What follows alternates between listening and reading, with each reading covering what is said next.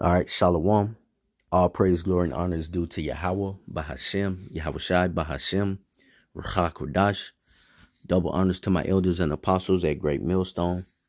Also, peace, safety, much love, and blessing to the occupant across the four corners of the earth that are pushing out this truth and sincerity and putting their lives on the line to do so. I want to say Shalom to you, brothers. I'm my brother Arak out of GMS Atlanta, back in the spirit with another lesson, and Lord willing, this lesson be edifying to an elect member too. Ezekiel 9:4. The Lord Yahweh saith unto him, Go through the midst of the city, through the midst of Jerusalem, and set a mark upon the foreheads of the men that sigh and that cry for all the abominations that be done in the midst thereof.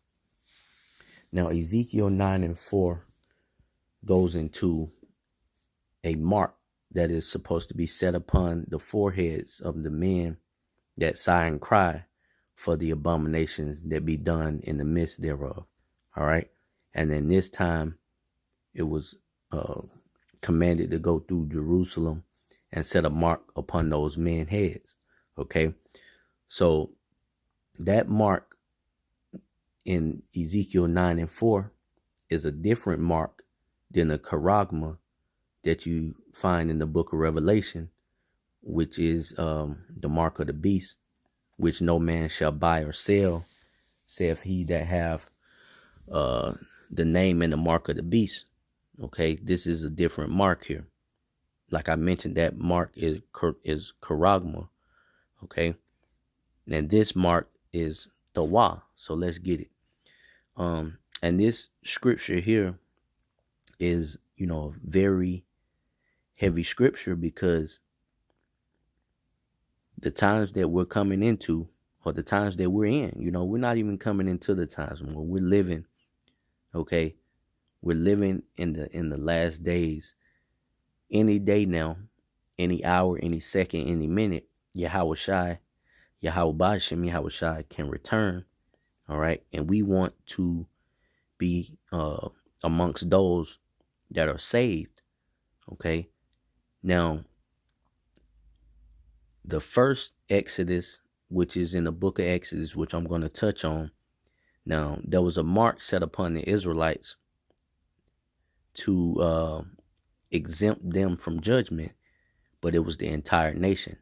But this go round, there's only going to be an exclusive number, okay, of men and also their households. So let me get this word real quick. The wa, right here in Ezekiel 9:4, and see what this mark speaks of. Okay, it says desire, mark as a sign of exemption from judgment. All right, so we want to be exempt from the judgment of Yahweh Ba'ashem Yahweh Shai in these latter days. Okay, Jacob's trouble, World War III, and we would like to be beamed up, man. So, we have to do the necessary things in order to get that judgment. The Lord is just not saving any old Joe Schmo this go around, man. Like I said, now it says for the men that sigh and cry for the abomination that be done in the midst thereof. And that's, that's what we here at Great Millstone is known for. Some take it as, we getting on them. Well, yeah, we are getting on these certain guys, man. Especially you that know your Israelites. We're sighing and crying for the abominations that be done thereof amongst our people, all right, and amongst the heathen. We are, the only group, I wouldn't say, well, if not the only, one of the only groups that sigh and cry for the abomination that be done in the midst thereof here in Babylon. Okay, we speak out against homosexuality. We speak out against adultery. We speak out about breaking the dietary laws. We speak out about, just everything that is contrary to the scriptures. We're going to bring it out. Even when, the guys of these different camps are going off, we bring it out and we sigh and we cry, because these be abominations that they're committing. And we need to steer the flock or the sheep We need to steer them clear of certain madness. Okay. So of course we sigh and we cry for the abomination that be done, in the midst of Babylon the Great, which is right here, known as America, because we want to be exempt. We want that mark, that the wa to be set upon us. Okay. Now I spoke about Exodus. Let's get that briefly.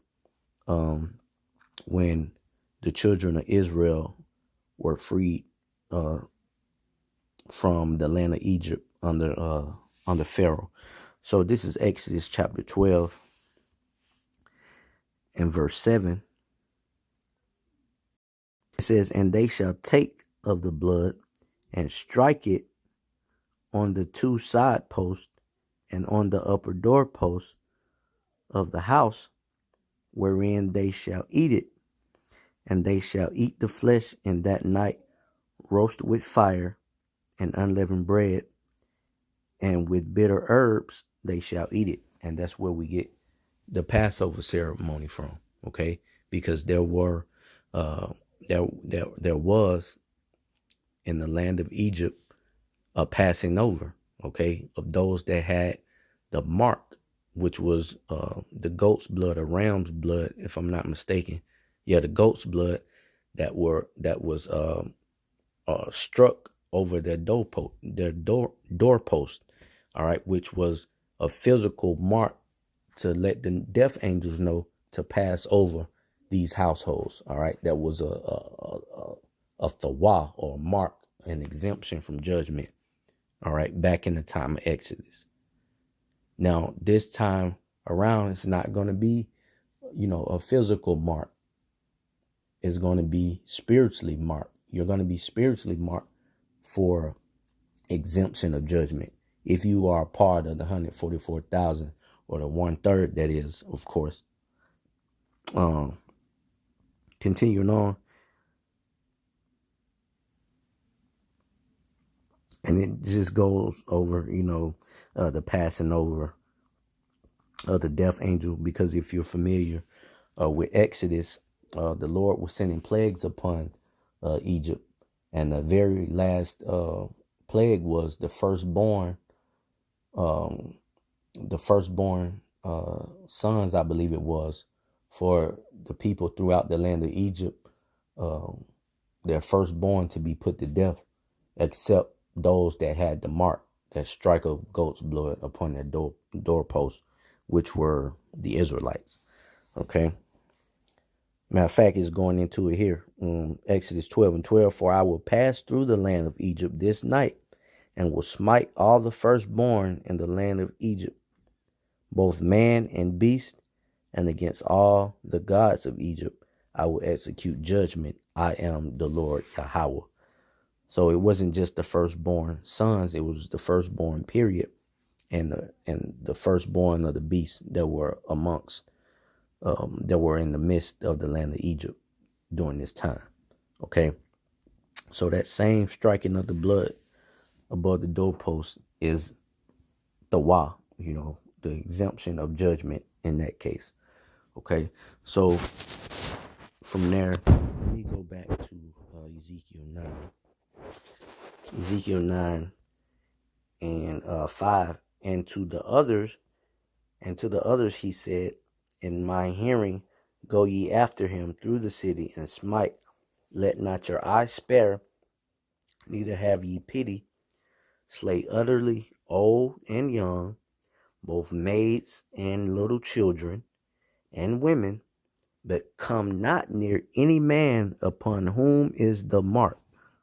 All right, I'm going to reread that part, because a lot of people get it misconstrued that judgment is only exclusive to a certain group of people, a certain gender, a certain age group, but it's not.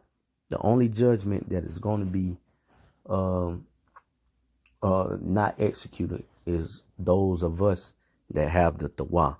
Okay, so Ezekiel 9 and 6 again, it says, "Slay utterly old and young, both maids and little children and women, but come not near any man upon whom is the mark, and begin at my sanctuary, because judgment will begin at the house of Israel. Then they began at the ancient men which were before the house. All right. So that's what we want to escape. We want to have not the mark of the beast, but the mark of exemption. Okay. So let me go to 2 Timothy. This is 2 Timothy chapter 2 and verse 19. Nevertheless, the foundation of God standeth sure, having this seal, the Lord knowing them that are his. And let every one that nameth the name of Mashiach depart from iniquity. Okay, so the Lord knows those that are his, because it also tells you that his sheep hear his voice. All right, and those of us that are of the sheep of Yahweh by Hashem Yahushua cannot be plucked out of his hand. All right, so the Lord knows his and know who's going to be exempt from judgment already. We just have to let the story play out, and Lord willing, we be among those that are exempt. All right, because it says having this seal. So let's get that word, seal, in 2 Timothy 2 and 19, seal.